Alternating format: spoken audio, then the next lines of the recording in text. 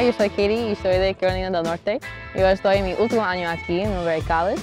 Yo estudio Sociología y Español y afuera de las clases yo hago una práctica con nuestro programa de prevención de violencia y yo hago teatro. Hi, I'm Katie and I'm a senior at Middlebury College. I study Sociology and Spanish, and outside of class I do theater and I intern at our violence prevention program.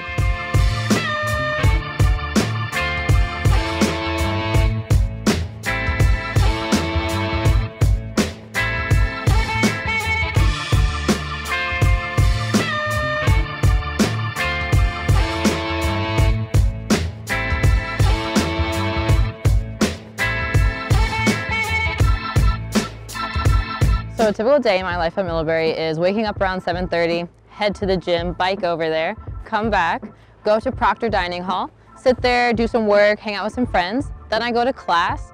From there I spend some time at the library, and then I'll grab dinner with another friend. I'll go to my theater rehearsal, come back home and hang out with my suite mates, and then we do it all over again.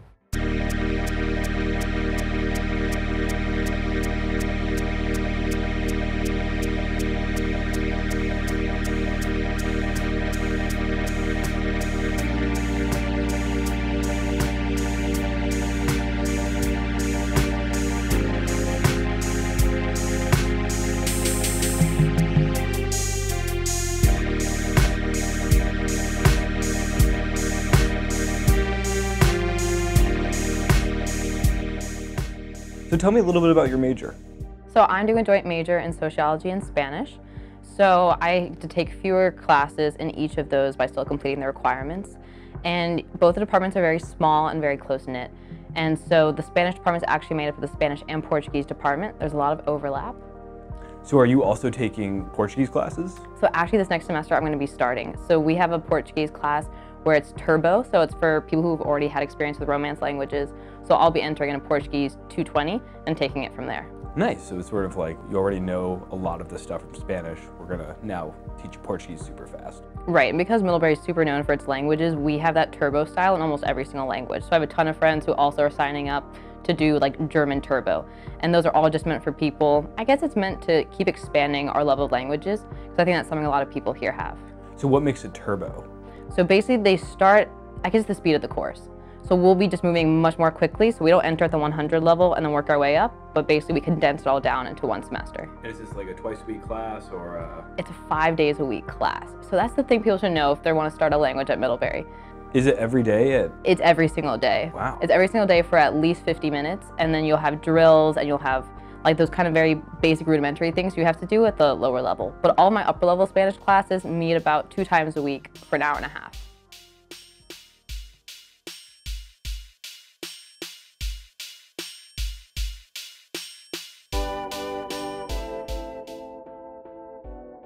So every language that we offer has a language house that goes along with it. So for instance, I lived in the Spanish house my junior year before I went abroad, and it's a great experience for people to come back to that immersion environment on our campus. So it could be filled with a TA, someone who is a native of that language, comes to the US, lives in the house with you for a full year, provides programming throughout the week, and everybody living in that house agrees that when we're in this house, we're speaking the language that we're studying. So you only spoke Spanish when you were in the Spanish house? I only spoke Spanish in the Spanish house. So it was great knowing that maybe I wasn't abroad in that time, and it's hard to recreate that on Middlebury's campus unless you have a friend and you agree we're only going to speak Spanish when we have lunch together, but that's less likely to happen. It's more likely that you come together as a group and you get to live, study, and work together. Neat. That was really cool. So we have that here, and then the cool thing about doing it abroad is that as soon as we showed up abroad, they did everything in Spanish. So picture this, I'm showing up to my Madrid orientation, I'm still like kind of freaking out, still adjusting, and immediately the director of the program is like, we're speaking in Spanish from day one. We'll do like some few very key things in English, but here we expect you to communicate about everything in Spanish. All right, so what is a language pledge at Middlebury? So a language pledge at Middlebury means that you agree that you're not going to speak anything besides your target language for that period of time. So when I was abroad in Madrid, for instance, we didn't sign any piece of paper. We didn't say you're gonna get points off your grade if you speak in English. It just meant that we know that you're here to get better at this language and we're here to help you. So why don't we all agree as a group, as like a community, so it's really a very community-based and individual-based thing that we're going to agree to do this together.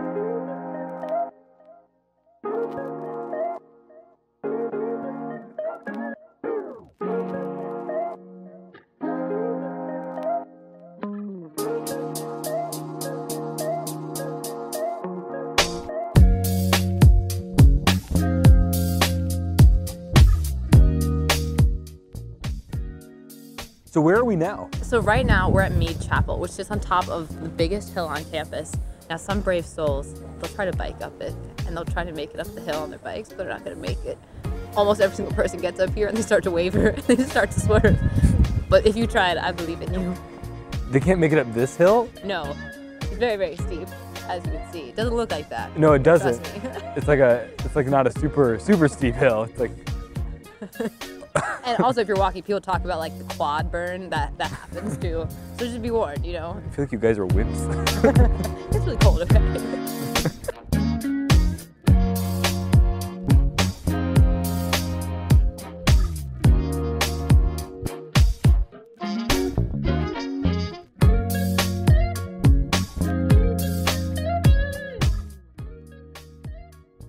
So right now we're in Sealer Theater. It's a part of the Center for the Arts here at Middlebury, and it's our biggest black box theater. Very cool. So you're doing a show in here? Yes, so right now we're doing a show that's kind of a mix between like a student show and a faculty show. It's not a full-fledged production, but it's rather a series of 7 monologues about women. It's called Talking With, and so I've been assistant directing it alongside a faculty member. Very cool. So are the faculty really involved in most of the shows that are put up here? Yes, so every single semester we have 2 faculty shows, one in the beginning of the semester, one at the end, and then throughout the season you'll have, it could be up to 10 different student produced shows. Very cool. So have you been involved in theater for a while at Mid? Yes, I used to be a theater major, and then I changed my majors to what they are now, but I'm still very involved in the theater community. So I've been in faculty shows, I've directed acting theses for my peers, and I've also run a few student shows and I've acted in them. I think one of the coolest things about theater here at Middlebury is that you're entrusted with so many resources. Like when I was directing one of the acting theses, they gave us $500 of a budget. And so we could spend that however we wanted to. And it felt really special being a 20-year-old and being like, I have this budget and I will be in charge of how it gets laid out. And it really, that responsibility coupled with the dedication of doing a show makes you into a better student and a better artist and a better creator.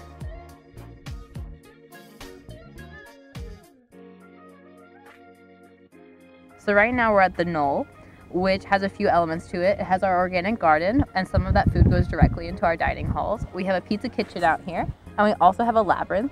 And so this is just known as our best outdoors place we have out here. You're surrounded by the beautiful mountains of Vermont and some fields nearby, and you just can barely get a view of campus and the town. Can you do stargazing out here? Oh yeah, it's great for stargazing, great for marshmallow roasting. Some people come out here in the summers with their guitars and just have a little sing-along. That feels very Vermont. Very Vermont, very laid back. So is Middlebury what you expected? Like, did it give off the impression that you ultimately felt when you got here? I think at the end of the day, it's gonna sound cheesy, it was what I expected and more. I think that you hear those things about people leaving college with their best friends for life, and I do think that here I've met people that will be my friends for life and that have made me into the person I'm going to be for the rest of my life. And I think part of that is being in a really isolated place, coming to a different part of the country, and being in a community that recognizes it's small. It's like 2,500 people, and that we're everything we have out here, so we should make the most of each other.